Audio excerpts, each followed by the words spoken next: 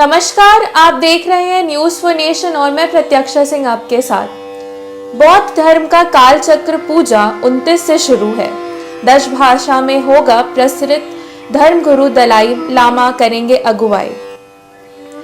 भगवान बुद्ध की नगरी बोध गया से पूरे विश्व को शांति पैगाम दिया जाता है। एक बार फिर 29 दिसंबर से बौद्ध धर्म दलाई लामा के द्वारा ऐतिहासिक काल चक्र मैदान से पूरे विश्व को शांति का संदेश दिया जाएगा। दलाई लामा लगातार 3 दिनों तक टीचिंग देंगे और उनकी टीचिंग में लगभग 60,000 बौद्ध श्रद्धालु के शामिल होने की संभावना है। भगवान बुद्ध की नगरी बोध गया से पूरे विश्व को शांति का पैगाम दिया जाएगा। इस बार फिर 29 दिसंबर से बौद्ध धर्म दलाई लामा के द्वारा ऐतिहासिक काल चक्र मैदान से पूरे विश्व को शांति का संदेश दिया जाएगा। दलाई लामा लगातार 3 दिनों तक टीचिंग देंगे। टीचिंग में लगभग 60,000 बौद्ध श्रद्धालु के शामिल होने की संभावना है। उनके टीचिंग को लेकर बोध गया के काल चक्र मैदान में तैयारी पूरी लग गई है। पूरे विश्व में ज़्यादा से ज़्यादा लोग दलाई लामा की टीचिंग को सुने, इसके लिए 10 से अधिक भाषाओं में इसको प्रसारित किया जाएगा। काल चक्र पूजा को लेकर बोध गया के काल चक्र मैदान में सुरक्षा के पुख्ता प्रबंध किए गए हैं।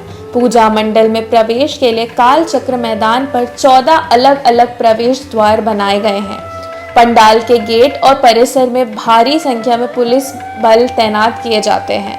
प्रवेश द्वारों पर मेटल डिटेक्टर लगाए गए हैं। काल चक्र पूजा को बौद्ध श्रद्धालु का महाकुंभ कहा जाता है।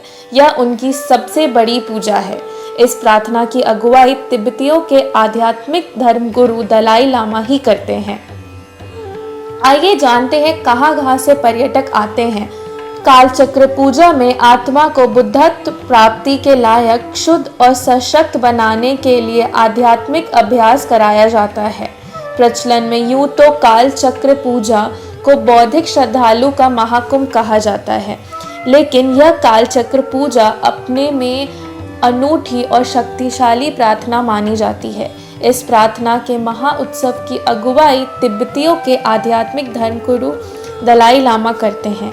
इस पूजा में Japan, Bhutan, Tibet, Nepal, Myanmar, Spain, रूस, लाहौस, श्रीलंका के अलावा कई देशों के बौद्ध श्रद्धालु और पर्यटक भाग लेते हैं।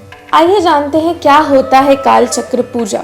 काल चक्र का अर्थ समय का चक्र है, जो तिब्बती बौद्ध धर्म का महत्वपूर्ण हिस्सा है।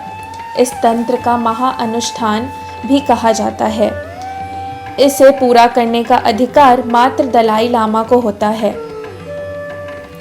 इसमें दलाई लामा का सहयोग कुछ एक दक्ष लामाओं द्वारा किया जाता है।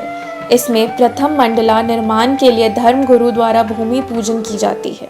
उसके बाद तांत्रिक विधि विधान से मंडला का निर्माण धर्म गुरु की देखरेख में बौद्ध लामाओं द्वारा किया जाता है। इसके लिए भूमि का चयन उत्तर पूर्व दिशा में होता है। चयनित भूमि पर एक गड्ढा खोदा जाता है, फिर इसी गड्ढे में निकली मिट्टी से उसे भरा जाता है।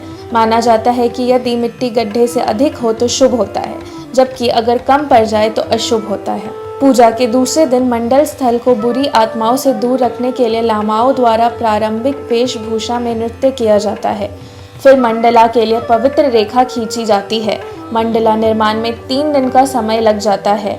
काल चक्र तंत्र अपने आप में ही समय के विभिन्न चक्रों का दर्शाता है। काल चक्र की नींव जीव के 4 मूल्य सत्यों पर रखी जाती है। बौद्ध धर्म का प्रचार करने वाले अगर काल चक्र के दौरान दीक्षा लेते हैं तो उसका अर्थ होता है कि साधक अब काल चक्र तंत्र की कोशिश कर सकता है। काल चक्र तंत्र की मुख्य देवी पुरुष व स्त्री तंत्र का ही मिलाप दर्शाती है। काल चक्र पूजा के अंतिम दिन धर्म गुरु के दीर्घायु की कामना की जाती है।